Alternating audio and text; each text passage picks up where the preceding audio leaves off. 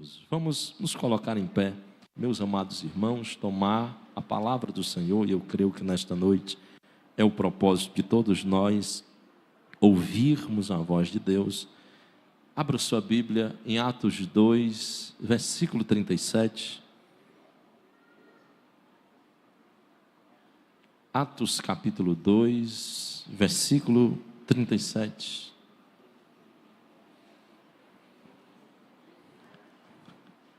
É um texto que todos nós conhecemos, principalmente o assembleano e principalmente o pentecostal, né? Atos 2 é o texto de cabeceira de todo assembleano, glória a Deus. E nós somos alegres no Senhor por causa deste cumprimento, desta promessa avivalista sobre a nossa vida. Mas nessa noite, me permita ler esse texto a partir do seu final, da conclusão daquilo que Pedro detalhou, para que nós possamos juntos estar aprendendo a palavra de Deus nessa noite, amém? Toda a igreja encontrou Atos 2, 37, amém? Glória a Deus, diga assim, amém?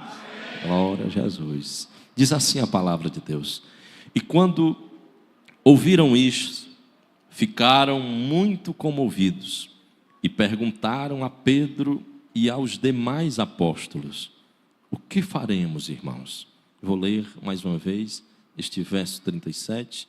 E quando ouviram isso, ficaram muito comovidos e perguntaram então a Pedro e aos demais apóstolos: o que faremos então, irmãos? Vamos orar por esta palavra, em nome de Jesus, amém? Senhor, nós queremos, ó Deus, te agradecer essa noite, chegarmos na tua casa, louvarmos o teu nome, engrandecermos, Senhor, com louvores que a nossa alma jubila diante da tua presença. E agora, Senhor, estar diante de nós a tua palavra, a palavra que é avivamento, a palavra que produz fruto, fruto de arrependimento, fruto de mudança, de transformação. E nesta noite, Senhor, nós viemos ser saciados pela tua palavra. Nós não viemos aqui, Senhor, para, ó Deus, conversarmos, para apenas olharmos uns para os outros, mas nós viemos, Senhor, te adorar na beleza da tua santidade, ouvir a tua voz, ouvir a tua palavra, falando aos nossos corações o que precisamos. E a nossa oração nessa hora, Senhor, não é outra, senão fala aos corações, fala conosco, ó Deus, nos exorta, muda aquilo que precisa ser mudado, transforma, ó Deus, aquilo que precisa ser transformado em nós. Ó meu Deus, que não possamos viver da mesmice, mas que nós possamos, Senhor, a cada dia nos alimentarmos de uma nova porção da Tua palavra, de um novo, Senhor, que o Senhor tem preparado para nós. E nossa oração nesta hora, ó Deus, é que o Senhor nos use, que o Senhor fale, que o Senhor opere no coração da Tua igreja, dos presentes, daqueles que estão também longe, nos assistindo, que nos acompanham, mas que nessa hora também, Senhor, sejam alcançados com o poder da Tua palavra. Ó Deus, que o Teu Espírito tenha liberdade em nosso meio, que nós possamos, Senhor, sairmos deste culto, deste momento, alegres, cheios, satisfeitos com a Tua palavra. É o que nós te oramos, ó Deus, e com fé nós já te agradecemos em nome de Jesus. Amém. Glória a Deus. Podeis sentar, meus amados irmãos, aqueles que puderem. E gostaria de, nesta noite, estar caminhando com os meus irmãos acerca do texto de Atos 2, olhando para uma igreja que recém-inaugurada ela foi, orientada pelo próprio Cristo, e sobre a qual foi estabelecida uma promessa, e em Atos 2 o cumprimento desta promessa está sendo celebrado, realizado, e com muita alegria os irmãos ali presentes estão literalmente sendo agraciados com um novo que Deus vinha trazendo. E eu gostaria de nessa noite estar falando sobre o testemunho que o avivamento provoca. Aquilo que nós, enquanto pentecostais, E eu creio que esta igreja, ela ainda crê neste Pentecostes. Essa igreja, ela ainda é uma igreja que crê na atualidade dos dons. É uma igreja que ainda crê que Deus, através de Cristo Jesus, ainda batiza com seu Espírito Santo. E nós cremos ainda que este avivamento é real, que esse avivamento, ele existe, e que nós, inclusive, somos hoje testemunhas físicas e vivas deste cumprimento da promessa de Deus. Mas olhando para o texto de Atos, e olhando, examinando ele com muitas minúcias, e eu fiz a preferência de ler na leitura oficial o texto conclusivo deste sermão, que é o texto que ocorre após toda aquela multidão que estava ao redor do cenáculo, que viu e percebeu todo aquele cenário, toda aquela perturbação na visão deles humana, que parecia ser algo perturbador. 9 horas da manhã, pessoas que pareciam estar embriagadas, pessoas que pareciam que não estavam dentro de si, mas estavam agitadas, falando em línguas que eles não compreendiam. E após isso, Pedro é comissionado por Deus e pelo seu Espírito para defender e testemunhar o que é o avivamento. E após essa defesa de Pedro, aquela multidão, elas faz uma seguinte pergunta, que foi o que nós lemos no versículo 37. O que faremos diante de tudo isso? E daqui a pouco entenderemos o porquê que esta pergunta, ela vem à tona, ela é levantada, e o porquê que ela é importante para nós como igreja, como desafio para o avivamento neste século 21. Tomando ainda o texto de Atos, capítulo de número 2, olhando para ele, como tantas vezes já o visitamos, como tantas vezes já o lemos, ouvimos pregações minuciosas acerca dos cumprimentos da promessa e da forma como esta promessa da descida do Espírito Santo aconteceu. Olhando hoje um pouco mais alargamente sobre esse texto de Atos 2, nós podemos enxergá-lo como um texto divisor de águas do cristianismo. A igreja não é igreja sem a descida do Espírito Santo. Isto é algo que eu e você precisamos todo dia colocar como convicção em nosso coração. Se não houvesse a descida do Espírito Santo, a igreja não teria sido inaugurada, porque havia uma promessa, inclusive, de Cristo, lá em João capítulo 14, e posteriormente em João 16, Jesus ele volta a declarar isso, que quando ele fosse, viria outro, o Consolador, e ele daria testemunho desta verdade, a continuidade do trabalho de Cristo. Inclusive em Atos 1:8, Jesus mesmo declara que haveria de vir sobre todas aquelas testemunhas o Espírito Santo, para que produzisse neles virtude, e através dessa virtude eles se tornassem testemunhas por onde eles fossem. Por isso que esta é uma verdade que Atos 2, ela nos traz à tona como um desafio e um marco, porque é o início da igreja. É a igreja sobre a qual está fundamentada, inclusive, a doutrina, literalmente, do batismo do Espírito Santo. E é sobre esse texto que nós, inclusive, fundamentamos a vitalidade, a existência, a comunhão e a perseverança da igreja.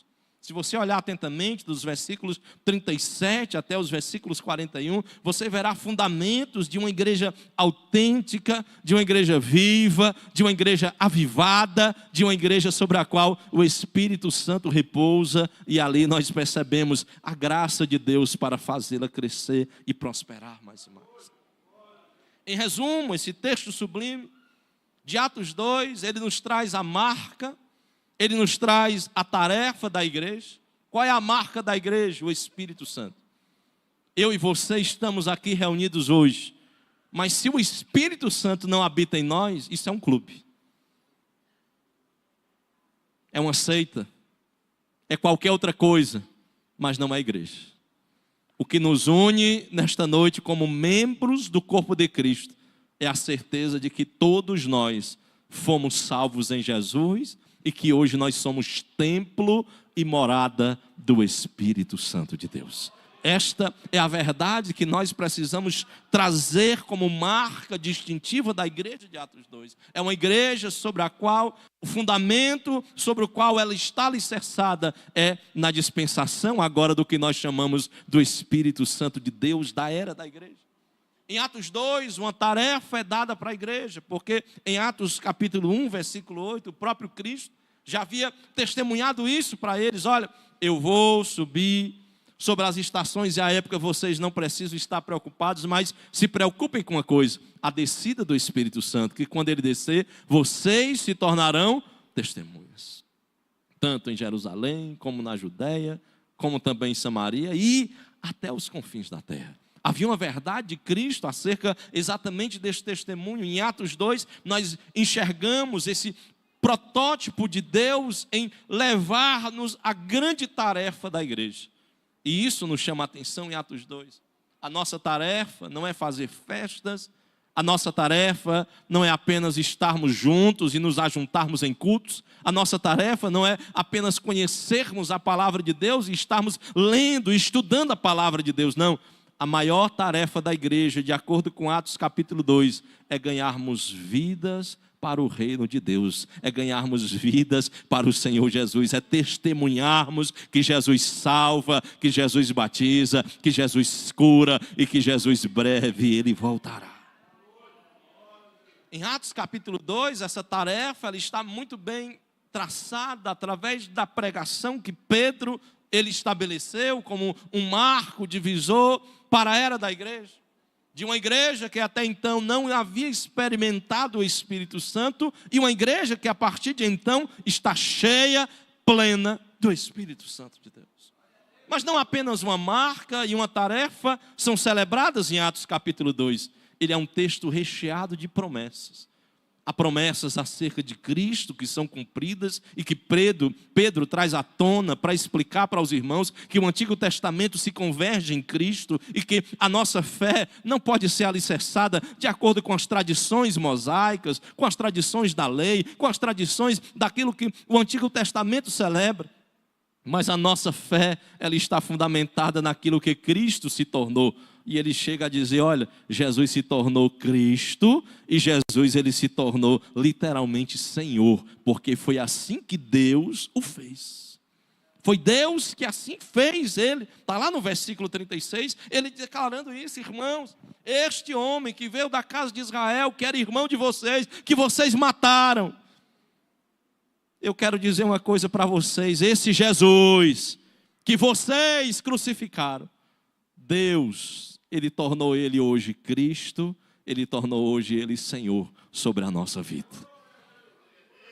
Esta é a verdade que inclusive nós estamos fundamentados de uma promessa de que Jesus é o Senhor e o pastor dessa igreja. Nós estamos fundamentados na grande fé e esperança de que Jesus ressuscitou e de que Ele está sobre o domínio de tudo e de todos nesse mundo. Se a nossa fé não está nisso, nos tornaremos donos, usurpadores, tomaremos o lugar de Cristo, nos tornaremos melhores do que Cristo e o pior, independentes de Cristo. Eu não preciso de Jesus, eu já sou bom demais, eu já faço isso, eu já evangelizo, eu já dou dízimo, eu já oro, eu já me consagro, então eu sou um bonzão.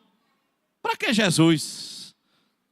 Em Atos 2, esse texto nos faz lembrar que o fundamento da nossa fé não está nas obras, nas ações que nós fazemos, mas naquilo que Jesus é e se tornou em nossa vida. Ele é Senhor, Ele é nosso Salvador, Ele é governador e Ele é o Cristo, aquele sobre o qual todo joelho se dobrará e toda língua terá que confessar que Ele é Rei dos Reis e Senhor dos Senhores.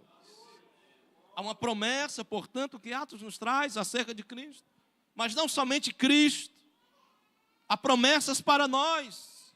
Capítulo 2, versos 38 e 39, Pedro vai dizer exatamente isso, dizendo, irmãos, porque a promessa, diz ele inclusive no verso 39, não é só para vocês. A promessa sobre a qual Cristo, o fundamento da igreja, veio e como consequência essas outras bênçãos chegaram até nós, ela também é para os filhos de vocês.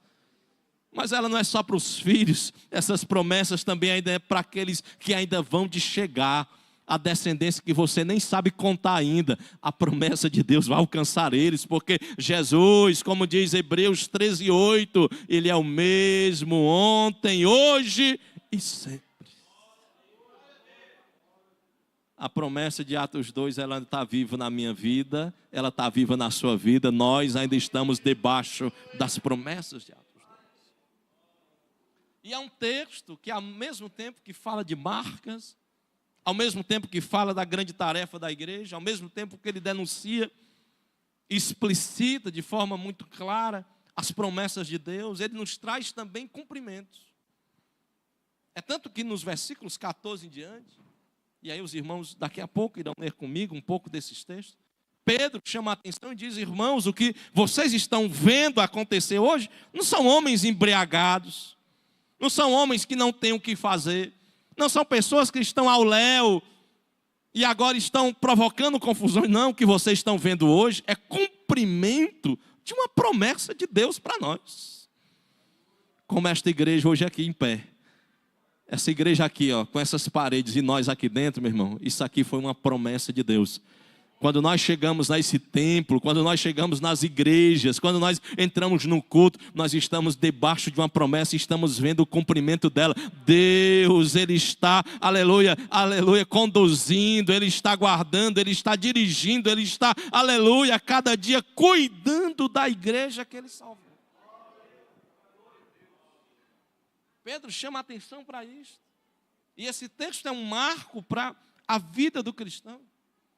Porque a partir dele são lançados pilares do que é uma igreja. Os pilares do que é um avivamento. Os pilares de como alcançar as promessas de Deus, da descida do seu Espírito, de como nós sermos testemunhas realmente eficazes na obra do Senhor. Em Atos 2, nós vamos ver tanto Cristo sendo celebrado, como a igreja e a sua inauguração sendo testemunhada com convicção. É interessante, ainda como curiosidade para os irmãos, que esse texto de Atos 2, ele é escrito no mesmo ano em que Jesus morreu. No ano 33, em que nós convergimos de acordo com os próprios calendários romanos que nós usamos até então, e nós convergimos esse texto, datando ele como exatamente no mesmo ano em que a igreja viu a morte de Jesus. No mesmo ano, a igreja viu a ressurreição. No mesmo ano, a igreja viu uma promessa. No mesmo ano, a igreja viu a descida do Espírito Santo e o cumprimento dela. E no mesmo ano, a igreja viu a sua inauguração. Aquilo que deveria ter sido derrota com a morte de Jesus, virou triunfo, porque com a ressurreição de Jesus, até hoje está aqui, ó, a igreja em pé, aleluia. E as portas do inferno não podem prevalecer contra ela. Não podem. Podem vir o que for, pode acontecer o que acontecer, nada vai destruir esta obra que Jesus e o Espírito Santo inauguraram. Todos nós estamos debaixo de uma promessa de Deus. Você aceitou a Jesus, se converteu ao Evangelho, está se congregando, nós estamos debaixo de uma promessa de sermos parte da igreja de Deus. Nós, de forma individual, não somos a igreja de Deus, mas quando estamos unidos em um corpo, pertencemos à igreja de Deus. E me permita fazer essa pequena diferença, porque hoje, neste mundo exclusivista, individualista, egocêntrico demais, algumas pessoas que batem no peito de maneira muito forte e celebram dizendo: eu sou a igreja de Jesus. Só é a igreja aquele que comunga. Só é a igreja, como diz Atos 2, aquele que persevera literalmente na doutrina dos apóstolos, no partir do pão, aquele que persevera literalmente nessa ação social, aquele que persevera na oração e aquele que persevera na mesa com o Senhor ceando. E até onde eu não ceio sozinho. Ninguém ceia sozinho. Eu não posso chegar e dizer: eu vou cear sozinho porque eu sou a igreja de Deus, né, irmã Ananias? Para nós cearmos, nós precisamos participar do corpo. E é por isso que nós fazemos parte do corpo de Cristo. Enquanto somos igreja, estamos fazendo parte do corpo de Cristo. E quando eu falo somos igreja no sentido de comunidade viva, de comunidade real, presencial, de estarmos na igreja, testemunhando Cristo através das nossas vidas, dos cultos que nós celebramos a Deus, nós estamos declarando para Deus que fazemos parte deste corpo de Cristo. Embora muitas vezes não seja a igreja ideal, não seja perfeita, Porque alguém pode olhar sempre para a grama do vizinho e dizer, pastor, aquela igreja ali parece ser melhor. Ela vai ser melhor até você conhecer o pastor dela. Aí no dia que você conhece ele, aí você diz, não, né? Parece que a minha era melhor mesmo. Aí quando você vai para outra, não, eu acho que o problema, aí quando você vai descobrir, o problema é você mesmo. Que é um corpo estranho ainda dentro da igreja de Deus. Porque quando nós estamos como participantes da igreja de Cristo, meu irmão, pode vir o que vier, pode acontecer o que acontecer, nós estamos debaixo de uma promessa. Qual é a promessa? Eu fui salvo pelo sangue de Jesus e eu não vou abrir mão do que Jesus fez na minha vida por outras questões. Por isso que nós estamos aqui. Não é a igreja perfeita, mas é uma igreja que luta, e isso eu posso ver diariamente, luta pela santidade. Todo dia nós vemos isso. Cada um de nós luta e persevera pela santidade. Senhor, me santifica, me purifica, me corrige. Trata em mim, é o que eu não pude tratar ontem, mas hoje me corrige. Isso é a santificação. A cada dia a igreja luta por isso, para que um dia ela possa alcançar a perfeição. Este é o nosso alvo, em nome de Jesus. Amém? Capítulo 2, versículo de número 14 agora. Por que esse sermão de Pedro causou esse alvoroço que o versículo 37 vai estar trazendo como um grande questionamento? Porque no versículo 37 eles dizem, ao ouvirem isso, eles ficaram tão comovidos com as palavras de Pedro que perguntaram a Pedro e aos demais, o que é que nós faremos agora? E o que fez essa multidão fazer isso? Aí se você ler dos versos 14 em diante, você vai perceber que Pedro, após ter sido acusado junto com as 120 pessoas que estavam lá, e vale lembrar aos irmãos que esta temporada de avivamento, ela começou bem.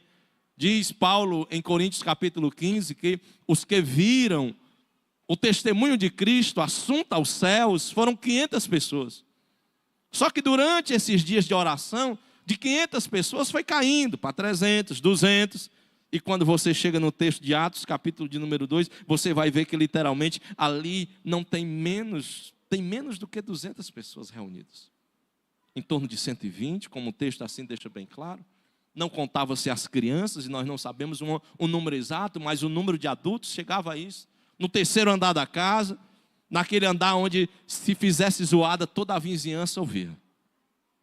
E é por isso que às 9 horas da manhã, aquele grupo de pessoas estava ouvindo todo aquele estardalhaço de línguas, de palavras não compreensíveis, de línguas ainda não pronunciáveis na língua judaica. Segundo Gonzales e outros grandes pesquisadores, historiadores, acerca desses eventos, eles chegam a declarar que por conta da festa que estava acontecendo, que era a própria festa de Pentecostes, havia em torno de 600 mil pessoas ao redor de Jerusalém. Era uma multidão de gente. Era algo que, literalmente, você não tinha aonde colocar essas pessoas. E o pior, era o último dia, bem dizer, da festa. Era aquele dia em que todo mundo trazia a sua oferta, da sua primícia, da sua primeira parte para Deus. Que era assim também chamada, a festa do Pentecostes. Após 50 dias, depois da colheita, se trazia para Deus a sua melhor porção, a sua melhor parte. E às 9 horas da manhã, que era um horário em que os judeus reservadamente tinham, em alguns momentos, reservados para orar, eles ouviram um barulho estranho de pessoas, de uma multidão, e diz o versículo 13, eles olharam uma para as outras e disseram, esses homens, essas pessoas que estão lá, todas elas estão embriagadas, todas elas estão literalmente atônitas, desavisadas da vida, e eles estavam zombando, dizendo, estão cheios, na realidade é de álcool e não de Deus. Aí vem Pedro, descendo, ele desce 2 andares, ele estava no terceiro andar, vem até o térreo, abre a porta e vê uma multidão que está o acusando, enche-se da graça de Deus, enche-se do poder de Deus e começa a dizer palavras que vão convencê-los de que só Jesus Cristo é o Salvador da vida daquela multidão. Esse sermão de Pedro, o primeiro grande sermão da igreja, o primeiro sermão da história da igreja, que está em Atos 2, é um sermão que ele é provocado por acusações levianas sobre a existência da igreja. Se até hoje nos acusam, e às vezes nós ficamos, ai pastor, eu sirvo a Deus, e servindo a Deus as pessoas falam mal de mim, meu irmão, isso está na Bíblia. Jesus mesmo diz, olha, se a mim eles me negaram, a vocês negarão, se a mim me perseguiram, a vocês perseguirão. Aí ele conclui o sermão, que está lá em João 16, e ele diz no verso 33, no mundo vocês vão ter aflições, mas tem uma coisa, tenham um bom ânimo, eu já venci o mundo por vocês. O público para quem Pedro se dirige, versículo 14, e ele se levantou junto com os 11, e ele ergueu a voz e dirigiu a multidão nesses termos, homens da Judeia, e o público já fica fácil de nós entendermos, são os judeus, ali reunidos. O texto de Atos 2 vai dar-nos exatamente 19 nações ali reunidas, cada uma com as suas línguas diferentes, cada um deles dizendo que maravilha está acontecendo, porque cada um estava ouvindo na sua própria língua pátria o Evangelho de Cristo, a palavra de salvação para a vida deles, o Evangelho transformador, e eles voltaram para as suas nações, para onde eles estavam morando, glorificando a Deus e anunciando também o nome do Senhor. Alguns chegam inclusive a declarar que a partir de Atos 2, a igreja de Roma foi fundada.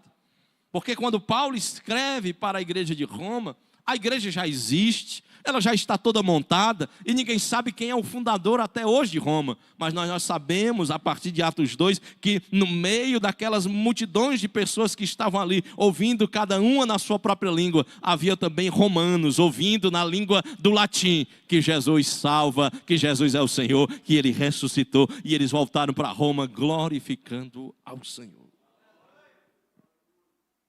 Qual é o assunto de Pedro? O assunto de Pedro não é outra coisa. Versículo 14, ele ainda deixa isso bem claro. Ele diz, homens da Judéias, todos vocês que moram em Jerusalém, eu quero que vocês tomem conhecimento disto e prestem atenção no que vou dizer. Pedro assume a postura de um pregador, de um proclamador da palavra de Deus. E o assunto de Pedro não era outro. Era o que eles, aquela multidão, estavam testemunhando naquele momento. A ideia de Pedro, a pregação dele não é outra, senão o que vocês estão vendo hoje vai ser um marco na vida de todos vocês. Até aqui vocês ouviram de Moisés, até aqui vocês ouviram sobre o templo, até aqui vocês ouviram sobre a lei. Mas a partir de hoje vocês ouvirão sobre Jesus Cristo, sobre o Espírito Santo e sobre a salvação. E vai depender de vocês serem salvos ou não em Jesus. A pregação de Pedro não era outra razão, senão o grande momento que a igreja estava vivendo naquela hora. O grande testemunho público da salvação de Deus que havia chegado ao coração deles. E o que Pedro vai justificar? Pedro vai justificar isso através de um testemunho do avivamento. O que é avivamento? Avivamento nada mais é do que tornar vivo aquele que estava morto. Essa é a expressão mais literal que está lá extraída, inclusive de Efésios capítulo 2, que nós estávamos mortos em delitos e pecados. Mas Jesus Cristo já nos vivificou. Eu estou pregando esta noite para uma igreja que não está morta, mas ela já está viva por causa de Cristo Jesus. Nós estávamos mortos em delitos e pecados, mas Jesus já nos justificou e nos deu vida. Vida fala de avivamento, de chamar para ser avivado. E em Atos 2, esse avivamento ganha um novo sentido, um pouco mais rebuscado, porque o avivamento não diz respeito apenas a tornar-se vivo, mas ser revestido de um poder de Deus. Revestido de uma graça de Deus. E nós chamamos inclusive isso, de acordo com a própria teologia wesleyana, sobre a qual a igreja, a Assembleia de Deus, também comunga deste mesmo pensamento. Nós chamamos isso da segunda bênção de Deus. A primeira bênção é a salvação, e a segunda grande bênção de Deus é o seu avivamento espiritual de revestimento através do Espírito Santo do Senhor Jesus. E o que o avivamento provoca? Aí vejamos isso biblicamente, versículo de número 15. A primeira coisa que o avivamento nos traz é literalmente mudança. e não confusão. Pedro vem deixar isso bem claro. Irmãos, o que vocês estão vendo hoje não é confusão. Ninguém está bêbado. Não é o que vocês estão pensando. Ninguém está brigando um com o outro. Porque são 9 horas da manhã e vocês estão achando que por ser cedo nós já estamos embriagados. Pedro está justificando e testemunhando, dizendo o seguinte: olha, quando o avivamento chegou para a nossa vida, quando o Espírito Santo preencheu o espaço, depois preencheu o nosso coração, e nós nos tornamos tão cheios que passamos a falar em línguas, e línguas como que de fogo. Quando isso aconteceu, não aconteceu para que ficássemos em confusão, mas para que houvesse mudanças em nós. Avivamento, e eu quero deixar bem claro esta noite para os meus amados irmãos, ele não é movimento. Cuidado com isso. Às vezes nós achamos que ser avivado é vivermos um movimento de 1h30, de 2 horas, e terminando o culto, voltamos vazios ou piores do que aquele momento que nós estivemos ali. Grita-se, pula-se, planta bananeira, corre, aviãozinho para lá e para cá, e depois que termina tudo isso, não há mudança. Não há literalmente nenhuma transformação. O avivamento que Pedro está dizendo, irmãos, nós não estamos aqui fazendo coisas que não sabemos o que estamos fazendo. Ele está dizendo, nós temos uma razão para isso. Nós entendemos que houve uma mudança de Deus no nosso coração. Nós ouvimos a palavra de Deus, nós obedecemos, nós oramos, nós nos arrependemos, nós buscamos a Deus. E enquanto nós buscávamos a Deus, o Senhor cumpriu a sua promessa. E por isso nós estamos declarando a vocês essa mudança. Você quer ver um crente avivado? Primeira característica dele, ele mudou. Falava palavrão, não fala mais. Ele tem medo até de dizer alguma coisa, com medo de pecar contra Deus. Porque ele se sente tão indigno de ter recebido aquela graça, aquela virtude, esta salvação que ele diz, Senhor, eu quero cada dia me poupar, eu quero cada dia me preservar, eu não quero errar, eu não quero pecar contra Ti, nem contra os céus. O avivamento provoca mudança. Diga assim comigo, eu preciso viver um avivamento de mudança. Muda, irmãos. Muda a mente. O valente vira calmo. Ele joga a faca. Ele joga a arma. Ele joga a raiva. Ele joga a ira. Ele joga todo o seu passado aos pés da cruz de Cristo. E ele se despe, como diz Paulo, do velho homem, para que ele venha assumir agora a identidade do novo homem em Cristo Jesus. O avivamento, ele deve provocar estas mudanças em nós. Se não houver mudanças, estamos vivendo movimentos e não avivamentos. Cuidado com o fogo de palha. Ele é bom, mas não serve para queimar carne. Você já viu o fogo de palha? Ele se acende, quando você vai botar a carne, não presta mais. E a carne continua crua. Não adianta vivermos um fogo de emoções. É bom, e Deus nos usa a partir da emoção. Mas Deus quer, além da emoção, Ele quer mudar a nossa vida, mudar nosso caráter, mudar nosso jeito. Aquilo que nós éramos, nosso ego, ser literalmente dizimado, colocado no chão. E nós sermos revestidos do poder de Deus e de Cristo Jesus. Aviva-se, fala-se em línguas, mas não há mudança. Vou lhe dar só um exemplo, a coisa mais feia que eu acho na Bíblia, Coríntios 11. Eu leio porque é obrigação nossa de ler, mas é um texto terrível, triste. O começo dele, Paulo, ele já deixa mão, eu não vou louvar vocês não. Eu não vou louvar vocês porque o que eu estou ouvindo de vocês quando vocês se reúnem é a coisa mais horrível que eu já vi. Aí Paulo vai explicar, eu vou falar no cearense, um leva o frango, o outro leva um suco de 5 litros, como as irmãs de vez em quando traz aqui, é bom de acerola. E o outro não leva nada. O que leva o frango, chega e come o frango todinho. Um cemitério, né, de frango. O que leva o suco, toma o suco todo. E enche a barriga, se empanzina e diz, eu estou satisfeito. E o que não leva nada, vai com fome e volta triste, com mais fome ainda, porque não contribuiu com nada e não está levando nada para casa. Ele diz, eu vou louvar vocês por isso? Que reunião é essa? Que ajuntamento é esse?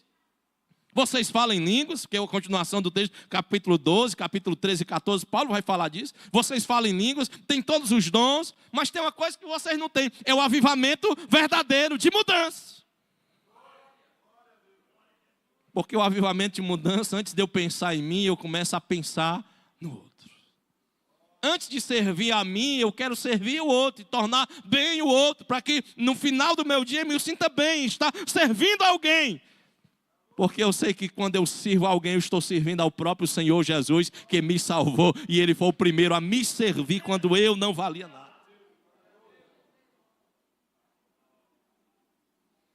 Será que o avivamento em nós está provocando mudanças? Ou ainda estamos com os velhos pecados, com os velhos hábitos, e já estamos há 10, 15 anos na igreja, e aquele velho pecado é velho porque ele está caducando já, era para ter morrido. Mas você continua renovando ele todo dia, alimentando o bichinho, dando comida, dando comida. É igual um gatinho que bate na porta da casa miando, aí você vai dando comida, todo dia ele vai. Aí quando você abre a brecha da porta, quando você dá fé, ele está na sala. Quando você dá fé, está lá no seu quarto. Quando dá fé, ele já tomou conta de tudo, até da cama. Assim é um pecado, você vai cedendo, cedendo, cedendo, cedendo. Quando pensa que não, ele já dominou tudo. Eu estou com medo de chegar um tempo em que as pessoas vão dormir no chão, os animais na cama. Mas nós já estamos chegando quase nisso. Deus não nos criou para sermos sujeitos e submissos, mas sermos sujeitos sobre os animais. E a coisa está se invertendo no mundo. Isso é pecado, irmãos. Isso é inversão de valores. Mas o avivamento deve produzir em nós o quê? Mudança. Nós precisamos mudar muita coisa em nós. Pastor, eu já estou há 10 anos, 15 anos, já mudei tudo. Não, todo dia tem coisa para ser mudada. Essa mudança é como a árvore, ela precisa todo dia ser podada. Você tem que cortar, arestar, deixar ela no ponto. Não é a coisa mais linda? Dá trabalho, mas fica bonito. Se não arestar ela, se não deixar ela arrumada, aprumada como deve ser, aí começa os fiapozinhos, vem para cá, vem para cá. Quando você pensa que não, a árvore fica feia, ela cresce feiosa demais. Assim é um crente, às vezes ele está ali há muito tempo, ele acha, não, eu já estou satisfeito, estou calmo, estou cuidando. Não, meu irmão, todo dia a gente tem que pedir a Deus, Senhor, muda. Está lá no Salmo 139, o Senhor examina, olha para dentro de mim, esquadrinha o meu interior, vê se em mim, dentro de mim ainda tem um caminho mau para ser corrigido e muda o que precisa ser mudado. O avivamento não traz confusão. Cuidado com os avivamentos de confusão, de profetadas, de visagens. Diz que eu te digo para cá, isso que eu te digo. Cuidado com isso. Qualquer profecia, se não tiver na Bíblia, corra, é o diabo falando. Qualquer mensagem que não é a mensagem de acordo com a Bíblia, corra, é o diabo falando e seduzindo você para cair. Mas as pessoas não leem a Bíblia e facilmente são o quê? Tragadas. Aí vem casamentos falsos, destruição de lares, intriga entre irmãos, abre-se igrejas. Deus me revelou, Deus me falou, avivamento não traz confusão, avivamento ele traz mudança para ser humilde, submisso, ouvir mais a Deus, entender que não é digno, mas digno é o Senhor sobre a nossa vida, e Ele foi quem nos salvou. Pedro ainda vai testemunhar mais sobre avivamentos, versículo 16 ao 21, ele vai dizer mais, irmãos, o avivamento ele é cumprimento de uma promessa. Aí Pedro, ele agora se torna um profeta, ele pega o texto de Joel 2, e ele começa a discorrer sobre esse texto, dizendo, olha, isso aqui que está acontecendo, versículo de número 16, o que está acontecendo hoje não é outra coisa, senão o cumprimento do que Joel falou. O que hoje na igreja está vivendo, meu irmão, não é outra coisa senão o cumprimento da Bíblia. A Bíblia é real, ela existe, é real, é a palavra de Deus, e o que está escrito nela vai acontecer como Deus planejou. Você querendo aceitar ou não, vai acontecer. Porque tem gente, pastor, eu ainda tenho que me casar, pastor, eu ainda tenho que passar nessa prova, pastor, eu ainda tenho que comprar o meu carro, pastor, não, meu irmão, pode ser que não dê tempo. Se prepare só para um evento maior. Jesus está voltando. Você pode até achar que é uma palavra chavão, que é muito... Não, meu irmão, nós estamos vivendo uma época em que Jesus realmente está à beira de voltar, de rasgar os céus, de aparecer, de manifestar a sua glória, e talvez a gente não veja nem a próxima geração surgir. Quem já imaginava ter um robô como um empregado doméstico? Hoje já se vive essa realidade. China, semana, mais de 162 quilômetros, fez uma rodovia só com robôs, sem nenhum funcionário.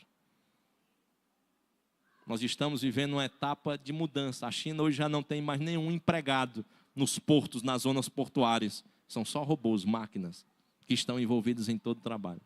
Nós estamos literalmente vivendo uma fase de transição no mundo e nem estamos percebendo. No piscar de olhos, as coisas vão mudando. Isso é o quê? Está lá em Daniel 12. E a ciência se multiplicará. Ela está se multiplicando em uma equação exponencial, irmãos. Literalmente está indo de 16 para 32, de 32 para 64, 64 para... Aí vai. 128, 256, 512, 720. E quem for bom em matemática, vai até 1024, 2056 e vai nessa equação exponencial. E se vai. E hoje nós estamos vivendo essa mudança. E Pedro está dizendo isso, irmãos, nos últimos dias, versículo 17, esta é a profecia de Joel. Nos últimos dias, Deus prometeu que derramaria do seu Espírito sobre toda a humanidade. Hoje nós estamos aqui, lá no Brasil, no Nordeste brasileiro, e fomos alcançados com essa promessa. Deus derramou do seu Espírito sobre a igreja. Deus derramou e está derramando e derramará ainda sobre toda a humanidade. Os filhos e as filhas de vocês profetizarão. Os jovens terão visão. Os velhos sonharão. Até os servos e as servas. Eu vou derramar do meu Espírito naqueles dias e eles profetizarão. E Pedro está dizendo, esta profecia se cumpriu. Mas Pedro começa a citar uma profecia que ela não se cumpriu, mas está se cumprindo. E ela está em curso por Deus, que é o versículo 19 e 20. O 21 ele diz, olha, e eu mostrarei prodígios no céu, sinais embaixo da terra. Nós já estamos vivendo isto. Terremotos, maremotos, furacões, tufões. Brasil entrando em rotas de temperaturas que nunca se imaginava. Alguns cientistas declarando que até 2050 a temperatura da terra mais do que dobrará. Se hoje você acha ruim o calor de 37, 38 graus, às vezes no meio-dia, imagine viver com 50 graus Celsius. Um deserto do Saara em pleno Nordeste brasileiro. É o que os cientistas estão literalmente prevendo. É um prognóstico, não é uma previsão, é um prognóstico do que acontecerá. E mostrarei prodígios nos céus, sangue, fogo, nuvens de fumaça. O sol vai se transformar em trevas, a lua vai se transformar em sangue. Pastor, isso vai acontecer, depois leia Apocalipse 16, 17, 18. Se tiver coragem. Porque quem lê fica assustado com o que vai acontecer. E o pior, vai acontecer, você querendo ou não querendo. Porque Deus já determinou isto. Isto é uma profecia de Deus. E é glorioso. E ele diz, antes que venha um grande e glorioso dia do Senhor, e acontecerá que aquele que todo que invocar o nome do Senhor, ele será salvo. Aí Pedro está dizendo, olha, vai acontecer, mas tem uma coisa, se vocês se arrependerem, tem tempo ainda de mudar. Não é o que a igreja faz hoje? Isso não está se cumprindo ainda hoje? Nós dizemos, irmão, Jesus está voltando, mas se você se arrepender, se quiser confessar Jesus, se quiser ter Ele como Senhor e Salvador da tua vida, você vai escapar dessas coisas horríveis que estão previstas e já estão no calendário e na agenda de Deus. O avivamento é o cumprimento de uma profecia de Deus. Pedro está dizendo, está se cumprindo. Versículo 22 agora ao 24, você vai entender um terceiro fator do testemunho de Pedro sobre o avivamento. Ele diz mais, irmãos, o avivamento ele tem origem em Jesus. Aí Pedro agora muda o discurso escatológico na sua pregação. E dos versículos 22 ao 24 ele começa a testemunhar dizendo, olha, escutem, é a segunda vez que ele usa isso no seu sermão. Escutem o que eu vou dizer. Jesus, o Nazareno, o homem que foi aprovado por Deus, diante de vocês com milagres, prodígios e sinais, os quais o próprio Deus realizou entre vocês por meio dele, como vocês bem sabem, e vocês entregaram ele, conforme o plano determinado e a presciência de Deus. Vocês mataram, vocês crucificaram por meio de homens maus. Pedro começa já dizendo, ó, Jesus morreu por causa de vocês, homens maus. Ele veio para salvar vocês. Que mal Jesus fez para vocês. Eu vou trazer para a linguagem de hoje. Que mal Jesus fez para quem faz faculdade. Mas vai na faculdade e fala de Jesus para quem está lá dentro.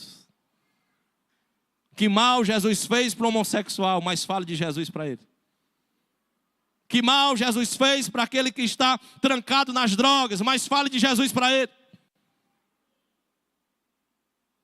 Eu não preciso, eu já sou feliz. E a felicidade, ela está travestida literalmente em felicidade aparente, felicidade externa. Mas dentro há podridão, dentro há uma solidão, dentro há escuridão, dentro há opróbrio, dentro há um vazio que somente o Senhor Jesus Cristo é que é capaz de gerar vida e preencher por completo. Que mal Jesus fez ao pecador, mas fale de Jesus para o pecador. Que mal Jesus fez para o ateu, mas vá falar de Jesus para ele. Qual o mal que Jesus fez para o agnóstico, mas vai falar de Jesus para ele, meu irmão. Qual é o mal que Jesus fez para o muçulmano, mas vai tentar falar de Jesus para ele. Pedro está dizendo, são homens maus, a qual Deus enviou, aprovado pelo seu próprio conselho, para que ele, Jesus Cristo, operasse milagres, operasse prodígios, operasse sinais, mas vocês rejeitaram a Jesus. Hoje, o mundo continua rejeitando a Jesus. Hoje, as pessoas continuam negando a Jesus. Mas diz Pedro no versículo 24, ele diz já no versículo 23, dizendo, isso tudo foi a presciência de Deus. Deus já sabia que vocês iriam rejeitá-lo. Mas no versículo 24 ele diz, Deus não frustrou o seu plano quando enviou Jesus, pelo contrário, Jesus, o próprio Deus, o ressuscitou, livrando da agonia da morte, porque não era possível que ele fosse retido, né? Aí Pedro vai dizer, aquele que vocês mataram, eu quero dizer para vocês, ele está vivo. Vocês até sepultaram ele, mas no terceiro dia ele já ressuscitou. Ele está vivo, ele está, glória a Deus. Pedro começa a declarar, nosso avivamento, ele tem origem por causa de Jesus, é por causa da obra de Jesus que essa igreja está aqui. Não é porque eu sou bonzinho, não é porque você é bonzinho, não é porque nós somos alguma coisa não, meu irmão. É por causa de Jesus. Tire Jesus da sua vida, toda a sua bondade vai virar trapo de imundícia diante de Deus. Mas coloque Jesus na tua vida e todos os teus defeitos e pecados, eles serão apagados, eles serão pagos, eles serão, glória a Deus, aleluia, revestidos com sangue e libertos, limpos, purificados com o sangue de Jesus Cristo. É por causa de Jesus que essa igreja está em pé. Líderes passam, líderes vão, líderes vêm, pessoas passam, pessoas vão, pessoas vêm, mas Jesus é o mesmo ontem, hoje e para sempre. Há 2000 anos estamos pregando esta mesma verdade. É por causa de Jesus que estamos aqui, glória a Deus. E Pedro começa a asseverar isso, declarando ele, que Jesus Cristo é a origem da salvação. E ele declara isso com convicção, dizendo, irmãos, Me permita falar, versículo 29, que dos versículos 25 ao versículo 28, Pedro agora vai falar do texto de Atos, capítulo 16, Salmo 16, ou Salmo capítulo 16, onde ele vai falar de uma grande profecia acerca de alguém que iria morrer e depois iria ressurgir. E aí ele entra no versículo 29 e ele diz: irmãos, me permita falar claramente.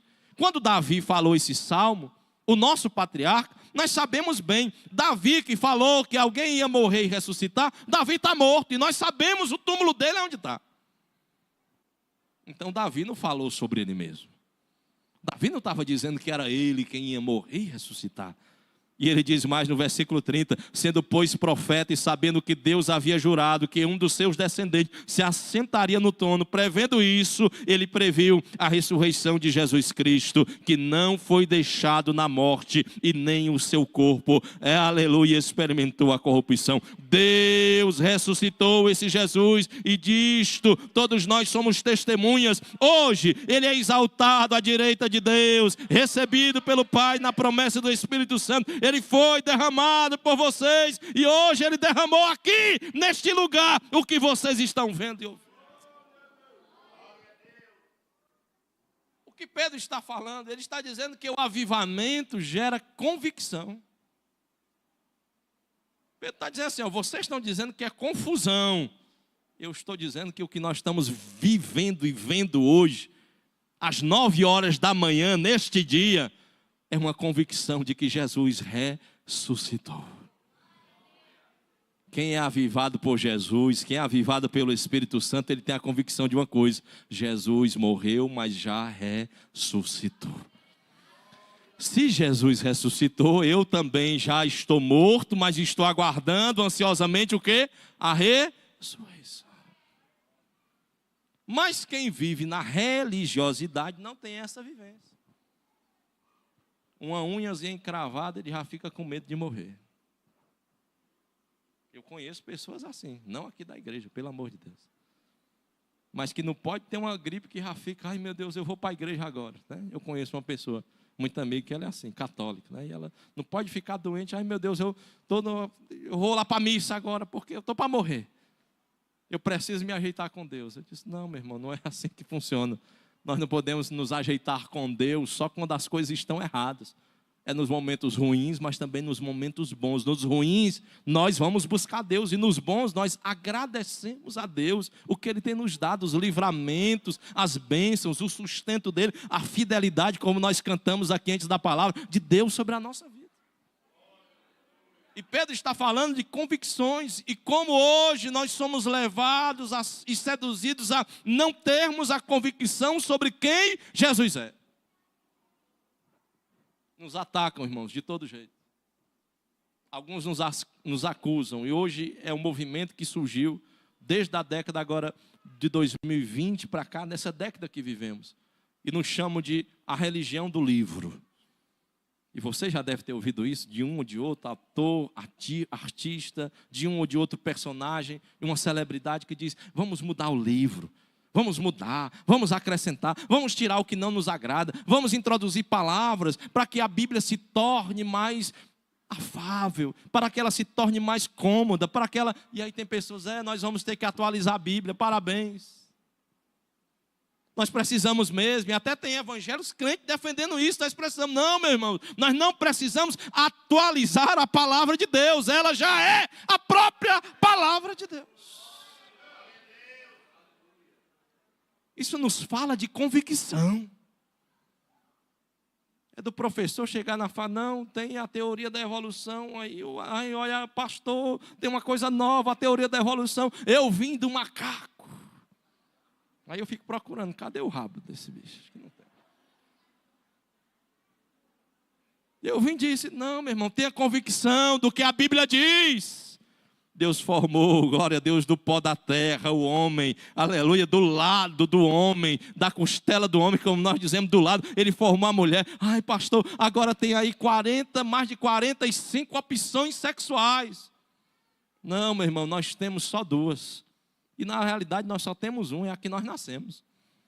E Deus só fez 2. Está lá em Gênesis 26. Deus fez macho e fêmea.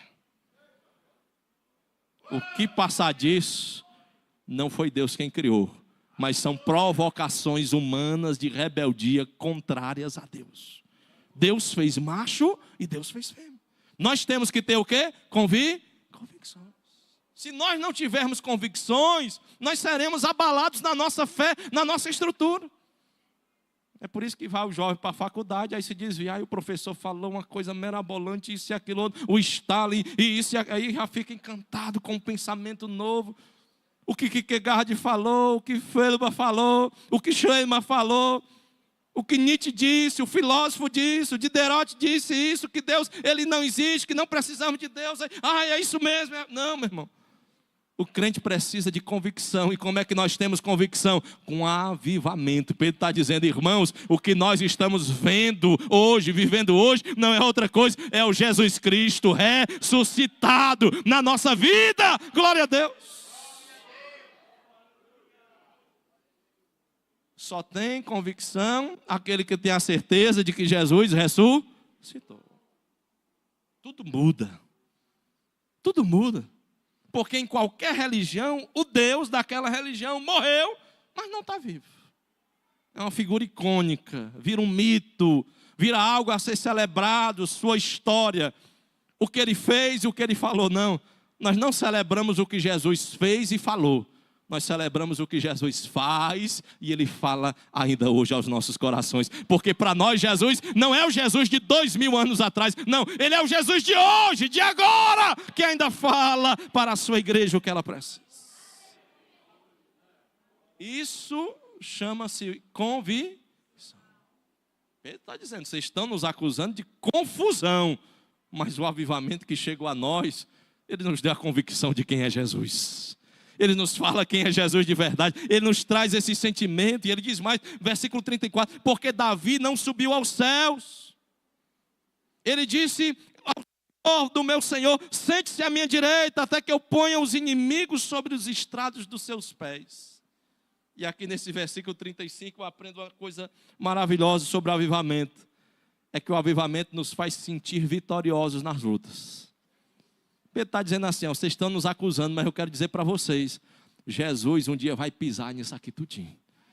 Vocês podem estar julgando, zombando da gente, chamando de bêbados, mas Jesus já recebeu o poder lá no céu, e vai ter uma hora que Ele vai pisar no mundo, que Ele vai julgar o mundo, que nós estamos do lado daquele que irá vencer, que nós estamos do lado daqueles que são mais do que vencedores, por causa de Cristo Jesus.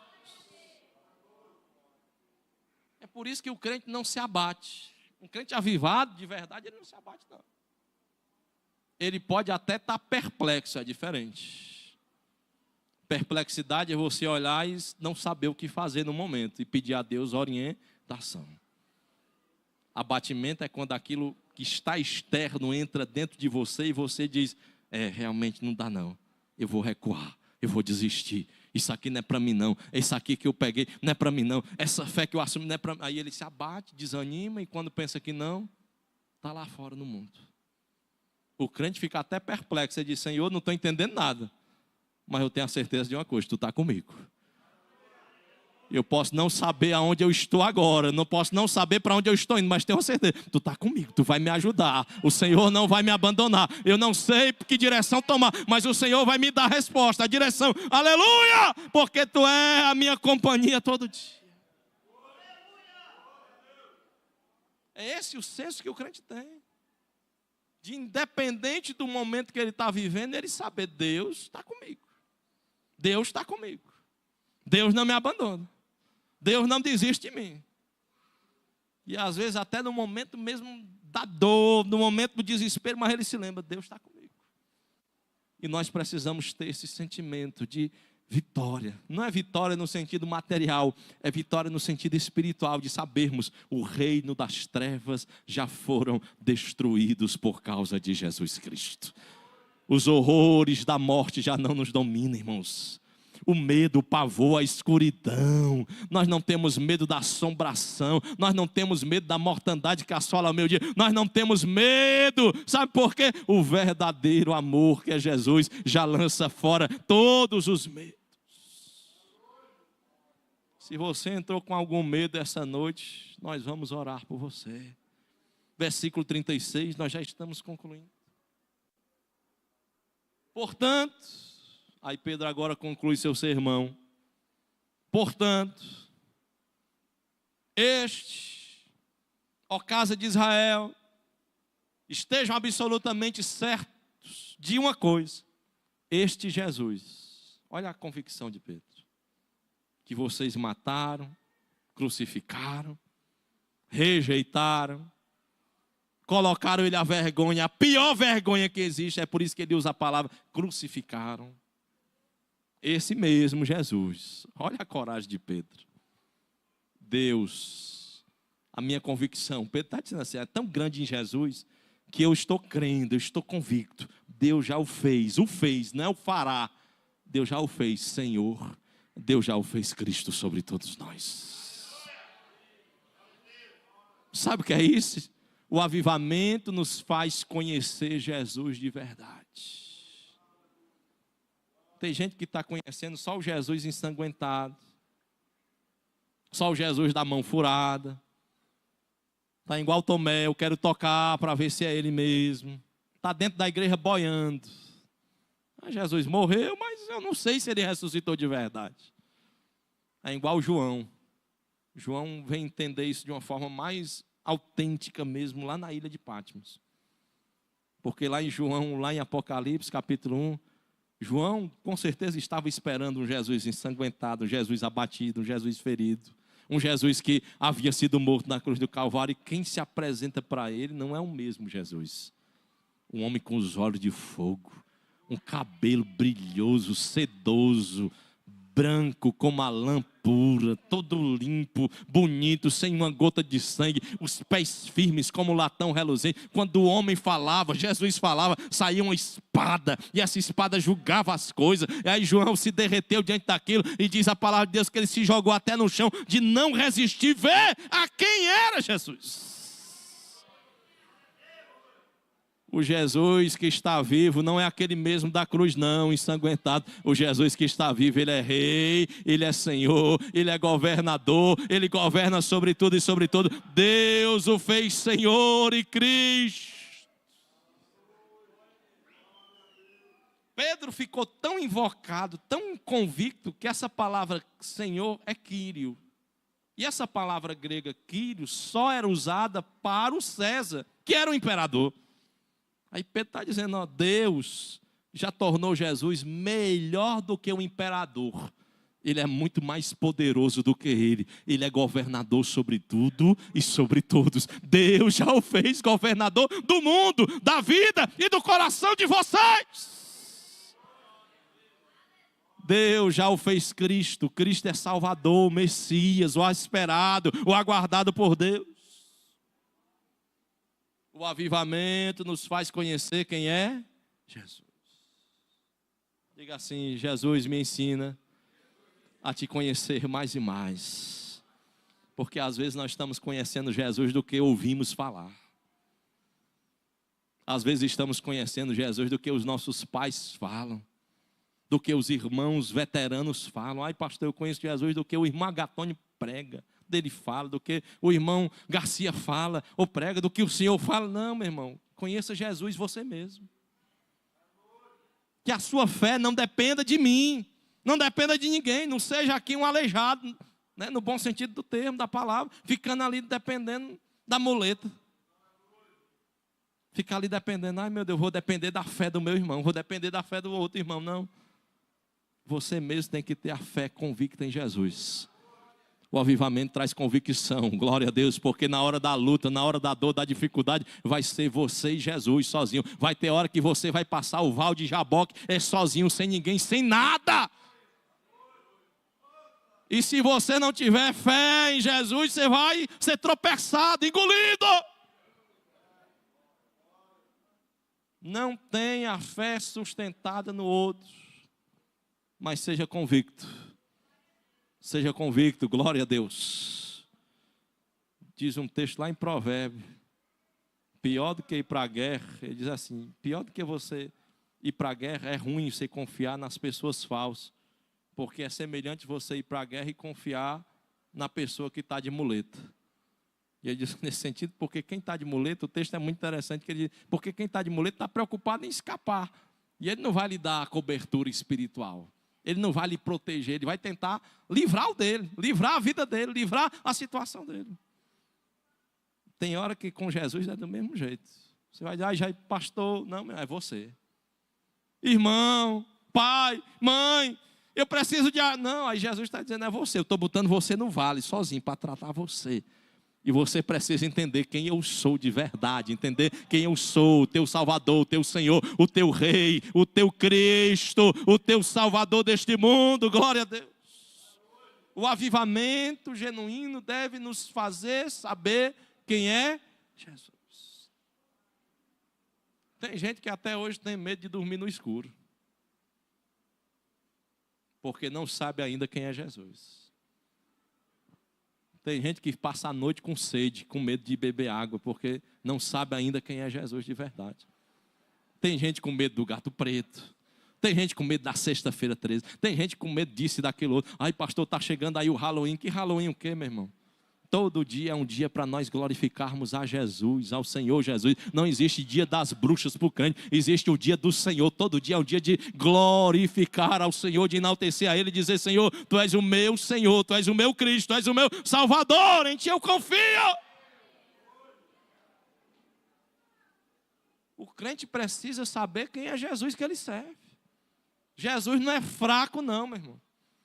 Jesus é forte.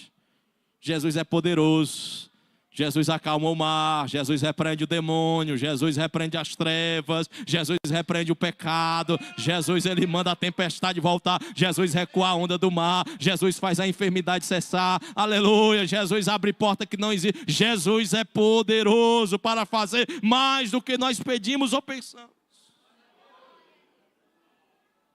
O que o avivamento provoca? Ele provoca em nós decisões inadiáveis. Aí entra o versículo 37. O avivamento provoca decisões que são inadiáveis. Os homens ouviram tudo isso, a multidão. E quando eles ouviram, ficaram o quê? Comovidos. Muito comovidos. Porque eles entenderam, nós pecamos, nós erramos. E então eles perguntaram a Pedro e aos demais apóstolos, o que nós faremos então agora? Nós acabamos de entender que matamos Jesus, e Jesus é Deus, é Senhor, é Rei, ressuscitou. E o que nós faremos? Aí vem Pedro no verso 38 dizer, arrependam-se. Cada um. O arrependimento, ele é o quê? Individual. Arrependa-se cada um de vocês, sejam batizados em nome do Senhor para a remissão dos pecados, e após isso vocês receberão o dom do Espírito Santo. Isso nos fala que o avivamento, ele traz bênçãos. Nós estamos hoje aqui como igreja, debaixo de uma bênção de Deus. Nós já fomos remidos dos pecados, nós já recebemos o dom, nós já nos batizamos em nome de Jesus. Aí ele diz no verso 39, porque a promessa não é só para vocês, é para os filhos, é para quem vier ainda na caminhada. Deus não vai esquecer da fé de vocês e todos aqueles a quem o Senhor... O avivamento traz promessa. Nós estamos debaixo de uma promessa. Qual é a grande promessa da igreja? As portas do inferno. Diga assim comigo, as portas do inferno não vão prevalecer contra a minha vida. Porque nós estamos debaixo de uma promessa de Jesus Cristo sobre isso. O avivamento traz bênção aos que crerem, aos descendentes. Versículo 40. O avivamento, ele também nos obriga a proclamar. Olha o que diz o verso 40. Com muitas outras palavras, deu testemunho e Pedro vai exortá-los dizendo. Essa palavra exortar é Pedro voltou a pregar de novo. Porque os homens estavam perguntando, o que é que nós vamos fazer para ter esse Jesus? Ele disse, arrependa, mas parece que o povo não entendeu direito. Aí Pedro volta a pregar de novo no versículo 40, ele diz, salvem-se dessa geração perversa. Não é isso que nós fazemos toda semana? Não é isso que a igreja faz? Não é o que nós fazemos todo dia com o nosso testemunho, aonde nós vamos? Irmão, se salve, se escape, porque o mundo está perdido, não tem mais o que esperar desse mundo não. Escape, salve-se, crê em Jesus e você vai ser salvo. Sabe o que eu acho mais lindo do avivamento? Aí vem o versículo 41. depois dessa pregação todinha de Pedro, e ela foi maior do que essa que eu estou pregando hoje, que eu estou só citando. Pedro, ele viu que o que o avivamento traz. O avivamento traz resultados. Olha o que diz o versículo 41. Então os que aceitaram a palavra, Pedro pregou, versículo 37, todo mundo ficou atônito, muito admirado, muito comovido, dizendo o que é que nós vamos fazer diante dessa pregação, diante dessa palavra. E Pedro volta a pregar de novo, versículo 40, salvem-se dessa geração perversa. E aí diz o versículo 41, e os que aceitaram a palavra de Pedro, essa palavra que nós acabamos de ouvir do versículo 14 em diante, eles foram batizados, e havendo naquele dia, um acréscimo de quase 3.000 pessoas. Você sabe o que é isso? Não é o Pedro que fez isso acontecer. Não é o Samuel que faz isso acontecer. Não é o Ananias que faz isso acontecer. Não é o Garcia. Não é o irmão Juscelio. Não é o irmão Edson. Não é o irmão Cláudio que chega na praça e faz isso acontecer. Não, meu irmão. Sabe quem é que faz? O Espírito Santo de Deus.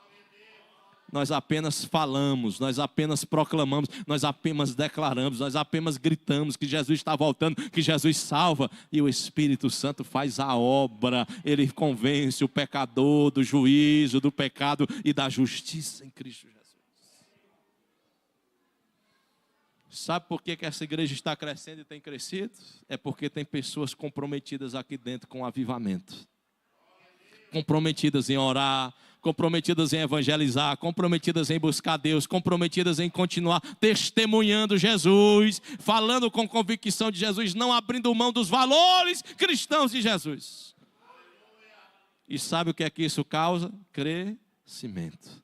É o Espírito Santo que faz isso em nós. E nós somos alegres pelo que o Senhor tem feito. Glória seja dada ao nome do Senhor Jesus. Quantos recebem esta palavra nesta noite? Receba, guarde em seu coração.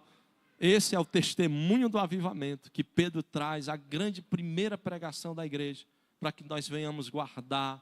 Este é o verdadeiro modelo primitivo, originário da igreja que precisamos testemunhar dia após dia em Cristo Jesus. Amém? Vamos ficar em pé.